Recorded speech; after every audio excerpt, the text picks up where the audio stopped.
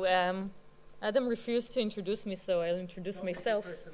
I never take it personally. My name is Rachel WERCZBERGER.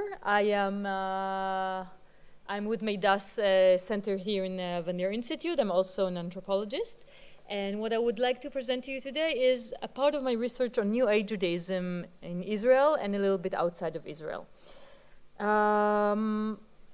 This is a ongoing research project which began with my PhD dissertation a few years ago. It's based on an ethnographic study of two Jewish New Age communities that were active in the beginning of the millennia, between 2000 and 2006. Those two communities fell apart while I was doing my fieldwork on them. And I recently just published a book about this whole work, but what I'm going to present today is just a very small section which deals with the way these groups imagine the past or reimagine the Jewish past. It is based on a paper that was published in Shaifer Aaron Jim Lewis volume on contemporary spiritualities in Israel. So you can read the whole longer version if you're interested in getting deeper into the subject. So before I explain what I mean by a New Age Judaism and what were exactly the communities I studied, I would like to begin with a quote. The quote is taken from a paper written by Rabbi Ohad Ezrahi, who was a leader of one of the communities I studied, a community that was called Hamakom community. So let me read it aloud. Before Judaism became a religion of rabbis with hats and modest women covering every inch of the body, a religion of books blending erudition and Sabbath trunt, that's a traditional Sabbath food, Judaism was a tribal culture of warriors and poets, such as King David, of women bathing naked on the rooftops like Bathsheba, the wife of Uriah the Hittite. Judaism was a religion of peasants who lived in their ancestors' land, like Naboth the Jezreelite, of farmers sleeping on the threshing floor like Boaz, and celebrated the vintage with love rituals of Tu B'Av, like the daughters of Shiloh who danced in the vineyard under full moonlight, enticing men to ravish them. It was a religion of shepherds who sometimes met angels in the field, like Samson's parents, and saw colorful visions of God, like Yechezkel. So I think the one thing that is really striking in this passage is the imagination that is invested into this description. Allegedly a description that is taken from the Bible text, but of course we can recognize the evocation of images, of romantic images, of love, of a beautiful woman dancing, and all sort of things that New Agers really, really like, and especially someone like Ohad Ezrahi. What we can also notice from the first lines is that criticism of contemporary Judaism, criticism of rabbinic culture. And this is important because the wider project of New Age Judaism is a project of renewal. It's a project that aims to renew Judaism through integrating New Age spiritualities into Jewish tradition. And I will say a few more words about that as follows. So here are some of the phenomena I refer to as New Age Judaism. All sort of fusion of Jewish tradition with New Age spiritualities. So what we see here is Jubos, Jewish Buddhists, fusing Judaism with Buddhism, or at least Buddhist practice. We see Torah yoga. We see Jewish mindfulness meditation. Again, mindfulness meditation, of course, is a Buddhist practice, which has become very popular in the West currently. And we see on the right a picture taken from a movement, the conference of a movement called Jewish Renewal Movement, which is active in the United States. So what is shared with all these various phenomena is, first of all, the critique against institutionalized Judaism. This could be critique against liberal denominations, again, reform or conservative, or it can be, when expressed here in Israel, it would be a critique against rabbinite Orthodox institutions. And it's an attempt to renew Jewish life by means of spiritual creativity and eclecticism. The two communities I studied were Israelis. They both developed here in Israel. Here are several pictures of the leaders of the two communities. On the left, you see Ohad Ezrahi. whose quote I just presented. On the right, we see Rabbi Mark Mordechai Gafni, and below we can see what a typical Shabbat service looked like in these communities. Okay, very, not very similar to your conservative regular synagogue prayer. So these two communities aim to renew Judaism, and they did this by fusing, as I said, New Age spiritualities and Jewish tradition, especially Hasidism and Kabbalah, recognizing these two forms of knowledge as true Jewish spirituality. And as true Jewish spirituality, these can serve as a source of inspiration to creating or to spiritualize Judaism. One of the interesting things that I discovered while I was working on these two communities is that the notion of authenticity was very, very central to what these people did. So these people were looking to discover, like many other New Agers, of course, to discover the true authentic self. But they also aimed or at least expressed a desire to reveal the true authentic nature of Judaism. And the true authentic nature of Judaism is, of course, spiritual and not legal. And as a part of this project of trying to find legitimacy for their new, renewed alternative form of Judaism, they also reconstructed Jewish history. And in what follows, I will discuss this focus on Jewish history, and especially the way these groups, and especially, I'm talking about groups, but actually I'm talking mostly about Ohad Ezrahi, who was a rabbi of one of these groups, and the text he wrote, the way they presented or choose to see Jewish antiquity as a time of spirituality. Jewish antiquity, just to periodize ourselves, is a time before, this is very broadly, please historians, archaeologists, don't kill me, broadly before the destruction of the Second Temple. So it's a very long time stretching between between the times of the tribes in the land of Canaan to the not occupation, the invasion, conquest. Sorry, the conquest of the liberation. Yeah, conquest or liberation. Choose your words.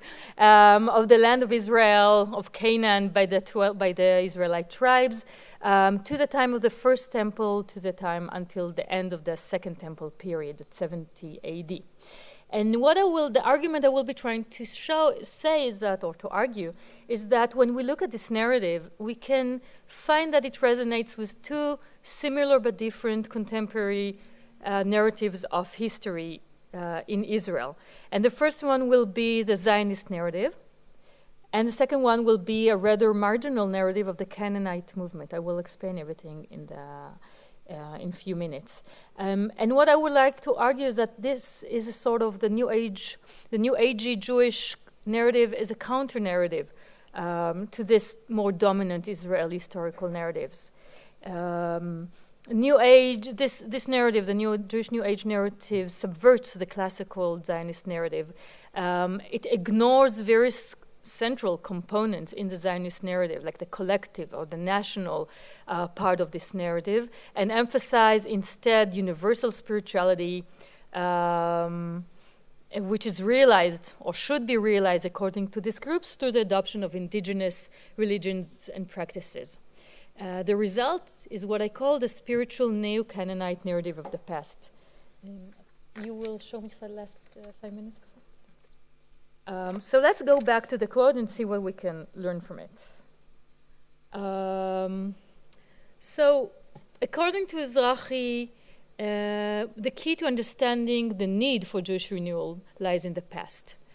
And in this narrative, the Jewish history is divided into two periods. The earlier period, the biblical or Antiquity, comprising the pre-national history and the First and Second Temple period, and the latter period, the rabbinic period, extending roughly from 1st century AD to the beginning of the 20th century. In the passage we just read, and I will show you just another quote.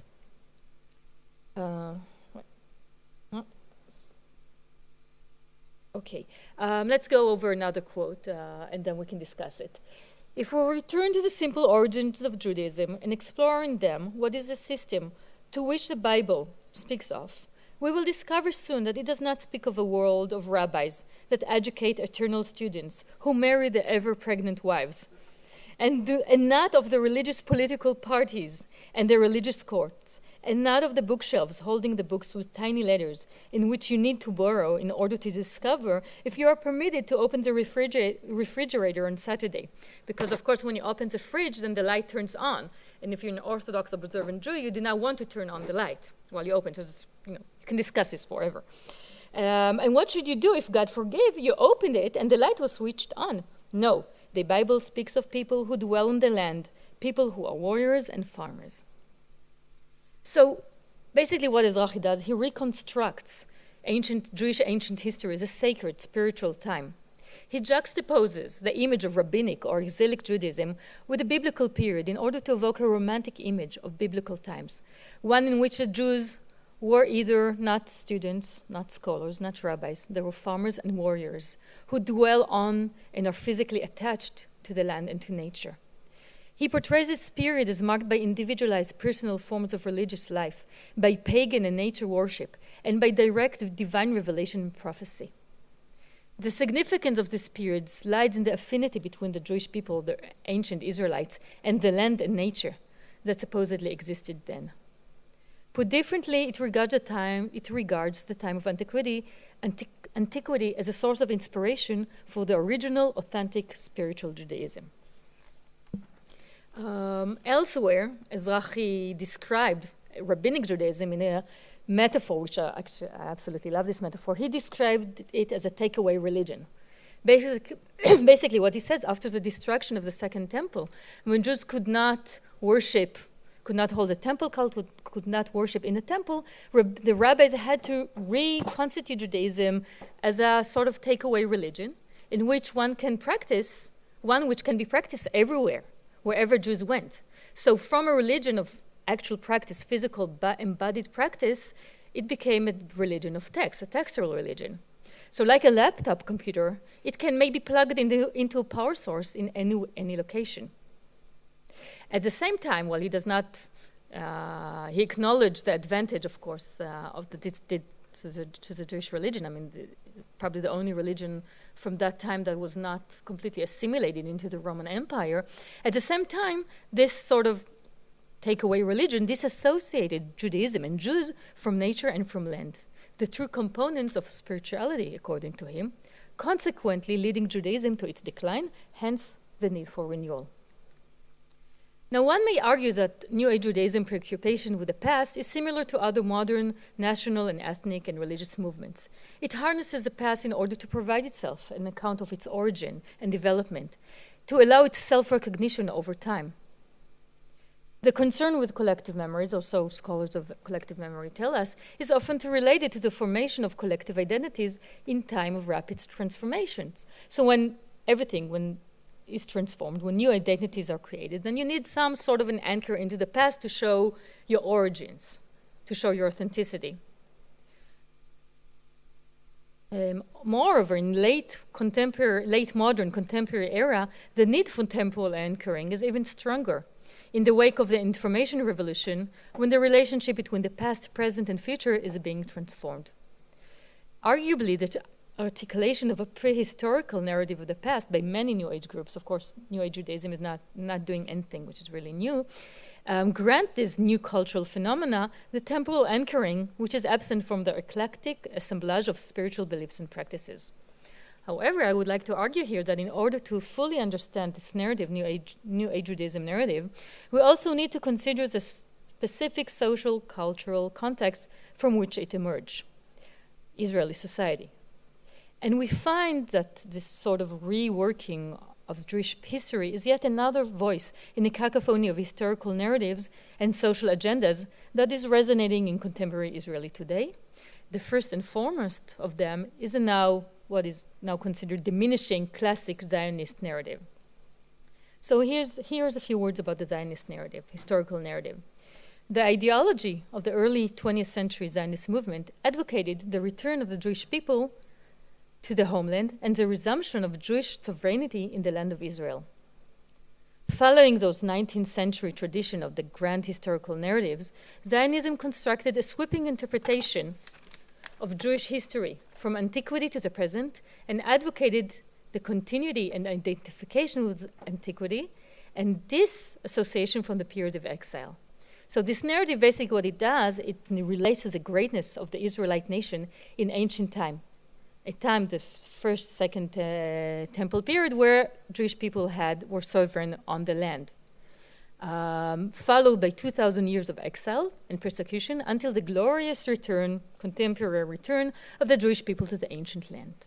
So if we take this narrative, the Zionist narrative, and we compare it to the New Age, Jewish New Age narrative, we can find, first of all, we can notice the similarities. So these two narratives, let me see if I have I have a table, didactic table. If we look at the similarities between these two narratives, we can see that it's quite similar in terms of the construction of periods of time. Both narratives divide Jewish history into similar time periods: antiquity, when the Jewish people lived on the land, and the period of exile, when they were separated from the land and forced to live elsewhere, and the present time, the return to the land. Both regard the earlier period, antiquity, in favorable terms and negate the time of exile. So this is in terms of the similarities. What about the differences? The first difference is, of course, the meaning of the way they understand, or the different ways they understand exile from the place. For the Zionists, the exile undermined Jews' shared experience of nationhood and political sovereignty. For them, the exile meant diaspora, meant dependence, meant persecution by non-Jews. For New Age Jews, the exile meant separation of the Jewish people from the land. But what they are worried about is the severance from nature and the unmediated experience of the sacred and authentic spirituality. Another component in this difference is the one of the collective and national versus the personal and spiritual. The Zionist narrative emphasized the collective aspects of antiquity, constructing it as a national golden age when the ancient Hebrew nation flourished and enjoyed political autonomy. New Age Judaism, however, shifts the emphasis from the collective and political to the personal and the spiritual. In this version of the past, antiquity is a mythological time of genuine Jewish spirituality. Hence, the land does not symbolize nationhood, but a spiritual and personal affinity with nature. So in this sense, New Age Judaism narrative is both an adaptation and a subversion of the Zionist narrative. I'm skipping. It plays down the traditional Jewish theme of the return of the chosen people to the promised land, and it imagines the land as a site of natural, sacred geography, amplifying the significance of the native place and indigenous pagan cultures. So importantly, while New Age Judaism subverts the Zionist narratives, it also resonates another cultural narrative regarding the land of Israel and the Jewish people, and that is the narrative of the Canaanite movement. The Canaanite movement was an intellectual and artistic movement formed in the 1940s here in Israel, Palestine. Its members opposed the Zionist model of historical nationality and proposed a native nationhood instead. They too offered a counter-narrative of the Jewish past, this time based on an interpretation of Jewish history, which posited an ancient entity of peoples known as the Hebrews. So the Hebrews, according to the Canaanites, was supposedly included the Amorites, Moabites, Ammonites, Phoenicians, and Israelites, all of those ancient groups which lived here in the land, and were considered to be the original inhabitants of the Western Palestine. The movement urged Zionist settlers to reject the diaspora Jewish religious civilization and to reestablish the ancient Hebrew entity together with the indigenous peoples of the region, to form a new nation exclusively based on territorial residence. Importantly, the Canaanite ideology was never really accepted into the mainstream.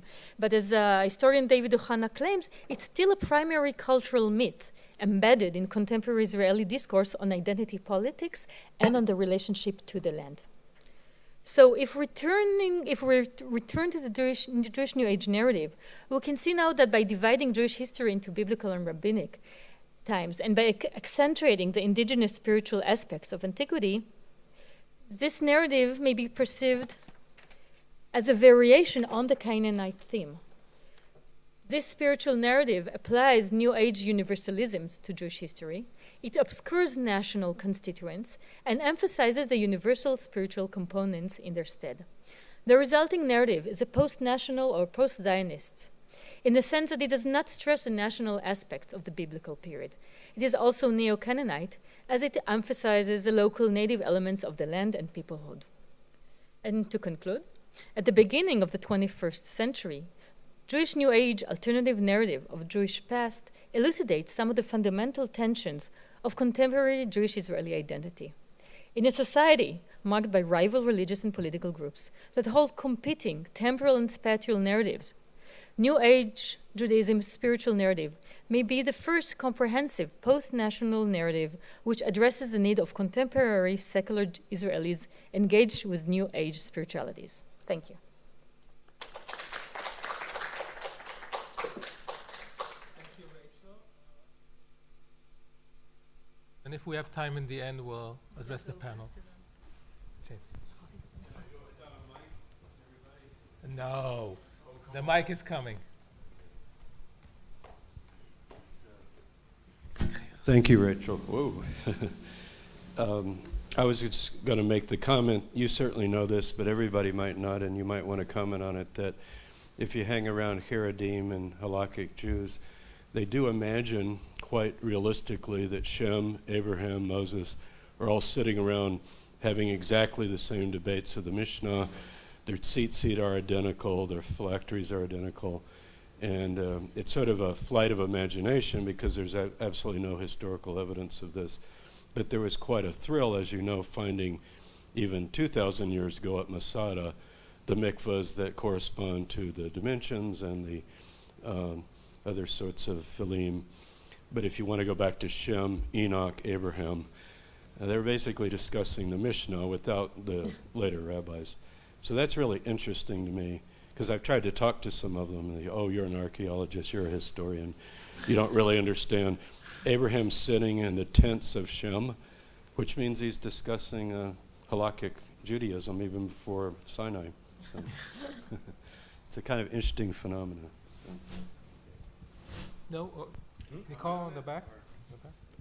Because that would mean your contrasts are true, but according to them, that isn't true. Of course. All those. Of course, if you ask any one of the groups, competing groups here, everybody has a truth. Everybody has their own truth about what exactly historically happened here, and everybody attempts to ground their ideology or their agendas on archaeology, right? So archaeology, even, I didn't bring it here because I didn't have the time, but when Ezrahi speaks about pagan worship in the First Temple period, he relates to archaeological findings about Asherah and the Asherah worship, etc. So everybody likes to, dip their hand into this hat of historical archaeological findings and grab something and said, hey, this proves we're right and you guys are wrong. I had a Satmar guy tell me the only difference then and now is the black costume was not exactly the same. It was adapted a bit and folded. Otherwise, Okay, thank you for your very interesting presentation. I have a question according to the Kabbalah reception of the Jewish renewal, because I see the Tree of Life or the Sephirot system over there, and my question is the kind of reception of the Jewish renewal movement in the way like neo-Kabbalistic groups does it, like spiritual, universal spiritual wisdom, or in a Jewish traditional context? I think they would do both. They would say both. that would be the difference between these groups and the Kabbalah Center type of groups. They would say Kabbalah is both a spiritual universal wisdom and something which is explicitly Jewish, and us as Jews who are interested in Jewish renewal, we can be inspired by Kabbalah, we can learn Kabbalah. This is part of our cultural heritage which we would like to emerge in. Thank you. Thank you, Rachel. Maybe what I wanted to comment in a way, maybe it's also an answer to Nicole, that I think the difference between the Kabbalah Center type of renewal and Ohad Ezrachi is really how much Ezrachi is embedded in the Zionist discourse, as you show so nicely with those points here, and you don't have that because Kabbalah Center comes from the United States, from American Jewry. There's one thing that I noted that it was striking in Ohad, the fact that the warrior appears twice in both citations. You know, in the past, it's not just farmers and poets, but twice it was also warriors. No, actually, and there's other quotes.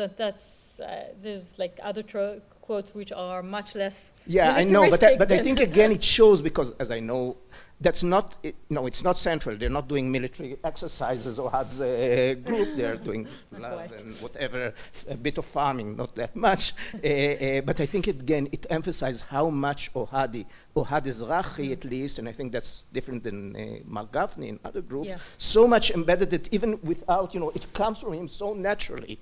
It's the pioneering, the pioneers, the settlers and warrior youth. I can see still behind his words. And maybe just one last comment. I think that connects him in a way to the radical New Age neo-Kabbalist like the Noar HaGvaot, which again you find this remnants of the Zionist with their even a more emphasis on going back to the Jewish warrior, just to mention farmer and warrior. They just do it without the naked women on the roof. For those few of you who don't speak Hebrew, that's the Hilltop Youth that are part of the settler movement, but operate outside of it in a more. It's like a combination of spirituality and very strong nationalistic, I think, ethos. I've been asked, these are good comments, Buzz, thanks. There's just two communities who were very Israeli. I mean, I've seen Jewish renewal in the States, and it's very American. So that was my first impression. This is American, this is Israeli. And then when I tried to unwrap, what's so Israeli about it? So those are the historical narratives. It's about the connection to the place. It's about those images of farmers and warriors that are connected to the place. So if they're looking for embodied spirituality, which is basically part of what they're looking for, they find this physical elements in warriors, in farmers, in prophets, everything that is connected really to the place. I don't think in Jewish renewal, the American Jewish renewal, I didn't see that much elements of grounded in here. Okay, thank you very much, Rachel.